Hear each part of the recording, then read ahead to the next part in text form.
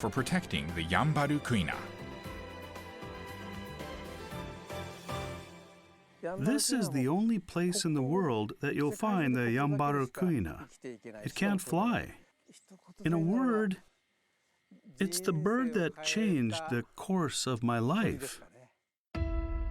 In 2021, the Yambaru area of the northern part of the Okinawa island was registered as a UNESCO World Natural Heritage Site. This is the landscape that speaks to Nagamine's soul. I really love this place. There are Yambaru kuina in the village right there. And there are many more in the far reaches of the forest. Lots of them.